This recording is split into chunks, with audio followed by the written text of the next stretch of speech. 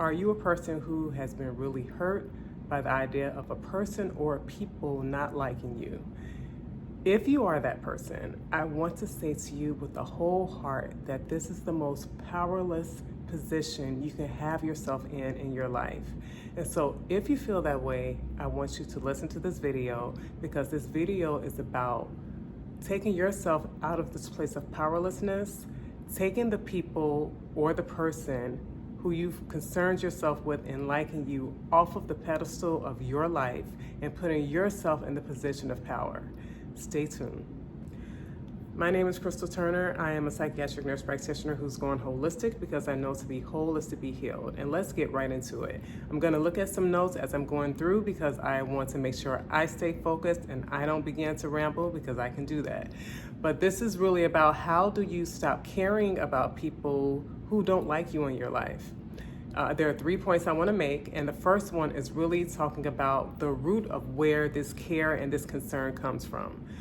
If you're someone who is dealing with caring about people liking you or people who don't like you, I would really want you to search and navigate where that concern started.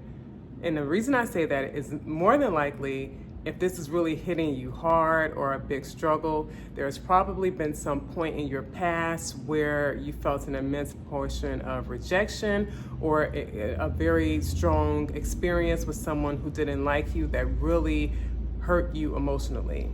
And this is so important because it really speaks to emotional trauma that many people experience. And in our past in psychiatry, when it came to trauma, there was a lot of attention given to people who dealt with physical abuse or physical trauma or sexual trauma. And while these are very important as well, there was not a lot of recognition given to emotional trauma. All of that just to come to this point in time and recognize that there's a big impact that emotional trauma can play on a person's life. And so when you're someone who has had these experiences in the past, you had some really strong experience with rejection or concern about how someone felt about you because of those early on experiences, it's like this part of you can get stunted. It can get jilted. And as life goes, the rest of you develops. Your body develops, you get older, you get taller, you grow into different phases. Life continues to happen. You have new experiences. You transition to different growth and development portions of your life, different phases of your life. But this part of you that was hurt emotionally can still be stuck at that point where that experience and that stumbling block occurred. All right, so that means that you can be someone who's developed in all these ways, but if it comes to the idea of acceptance or the concern of someone not liking you, when you come across that, it can be very tender and it can hurt quite a bit. Just like a wound hurts, a physical wound, that emotional wound is just as tender. So really, that first point and tip that I would want to give you is to really search where you first recall having an experience of someone not liking you and what that felt like. What did you tell yourself based off of that? How do you feel like that shaped you? And I think that that's a big, important part, because we can then start to recognize that a lot of our experiences today are really stemmed in this unhealed part of who you were then. And it can be a opportunity to start speaking to that time in your life, that version of you, to do some healing, to do some work, to correct some self-defeating beliefs that you may have developed based off of that experience. So when you're able to go back and correct this in your own mind in terms of how you viewed it, it can take away as much concern as you've had about how people now in this day and age may be responding to you. So that's tip number one. And I really appreciate this conversation. I listened to an influencer, Infinite Waters, Ralph Smart. I really love the way that he breaks things down in terms of caring whether or not a person cares about you or likes you, and how to take your power back, how to really be in your own power.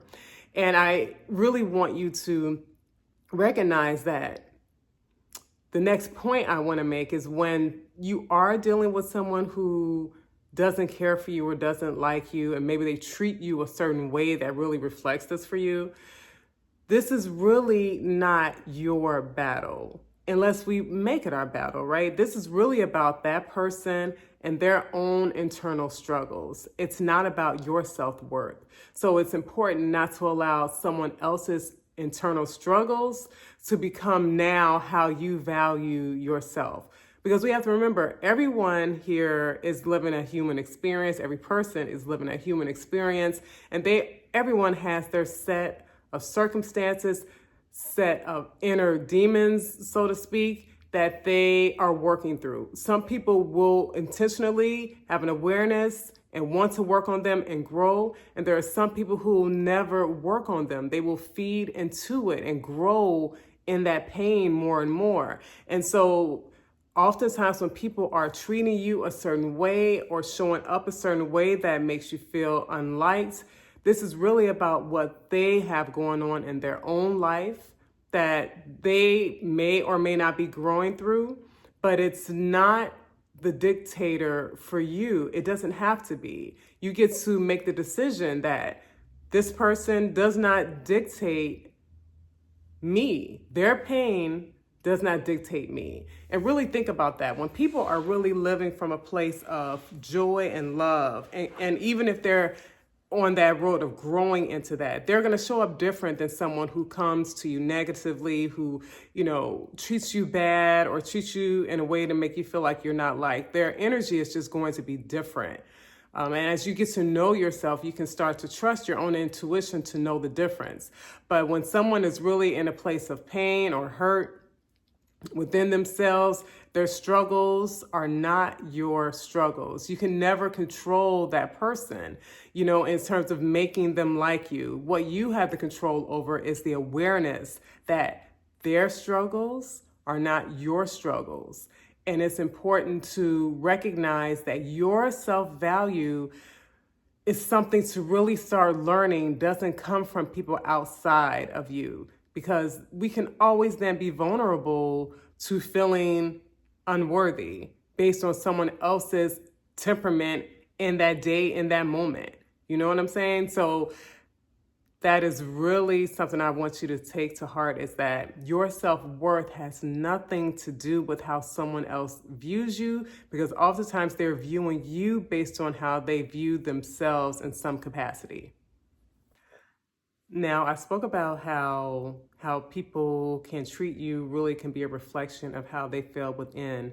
But now this point that I'm going to make, I really think is the most powerful of them all. And sometimes it's hard to digest because it feels like a pointing of fingers, and it's not, but it's really showing you where your power is. And that is, oftentimes we experience people based on what we feel about ourselves within. So if you're someone who has dealt with rejection, I'm one, I've dealt with it in my past, and I know this, and this is why I can speak to it.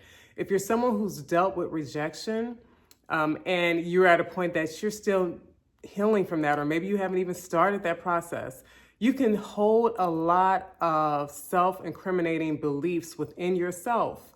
If you've been rejected in some kind of way at a young age, you could be at a point of still believing whatever those beliefs were that you developed at that young age, and you can carry it. And oftentimes we see it reflected back to us from the outside world, because it's based on our perception. So if you have a perception of yourself not being liked, then oftentimes you bring that energy into a space with people. And so it's almost like you're not intentionally per se looking for the evidence that someone doesn't like you, but your energy is in that space of thinking that people maybe they won't, because you're thinking from a place of the pain and the experiences from the past. So it may be coming from a place of anxiety and worry, like wanting people to accept you, but what's really at the forefront is the memory of when people didn't. And so you can step into a place in a vibrational space and your energy focused on the idea that people won't like you. And so when a person approaches you, you may have more of your energy focused on anything that might be a bit negative about them. This is something one of my mentors guided me with some time ago that was really helpful. So when you do come into contact with someone, you can have the intention in your mind to see the good in them. First of all, connect to what you like about yourself. When you go into spaces, connect with what you like about yourself before you go into spaces. But then when you do go into spaces, focus on the things that you like about a person. Find something that you like and let your focus and your energy be in that space. Because we really do carry into our spaces how we feel inside. And we have to start tending to this within ourselves. We have to be initially very intentional if it's not a natural thing for you to see the positive, because you may be focusing from a place of fear, and this is an opportunity to focus from a place of love. So what do you love about yourself? Meditate on that. Bring that into the space in the forefront of your mind when you enter a space. And then when you're in a space, when you see people, look at what it is you like about them. If you haven't spoken to them yet and you just see them physically, what do you like about them? We can always find something good when we want to look for it. And then if you're engaging with someone, what do you like about them? The way they speak, what they're talking about, finding those positive attributes within yourself and within other people, and you bring that energy to people to highlight their goodness, and they show more of that good. And you have different experiences with people based on coming into a space that way. That was like a very powerful reminder I even had for myself not that long ago that was so powerful. And it really speaks to the fact that you have the power in your life. It is important for us to take these people from our past or even in our present off of the pedestal of our life.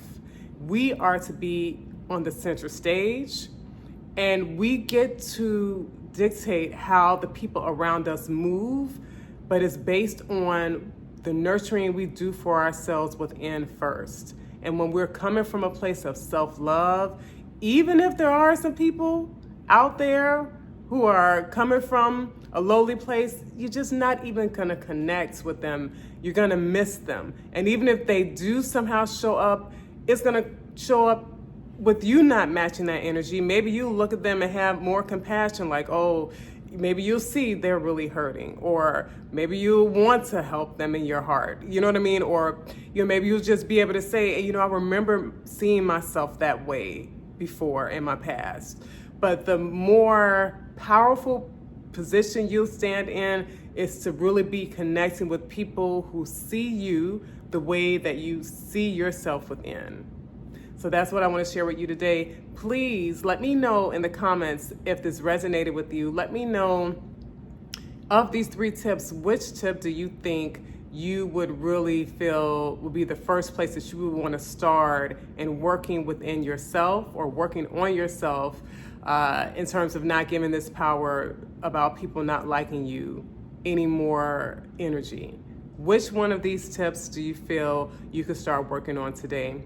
And also, please hit the like button and the subscribe button. If you have a loved one in your life who you think struggles in this way, please share this video with them. I really do want to get this message out to more people as I continue to grow my business, where I am supporting people who've dealt with emotional pain and trauma to be able to heal from a holistic standpoint, mind, body, and spirit. Thank you for watching, and I'll see you next week. Bye.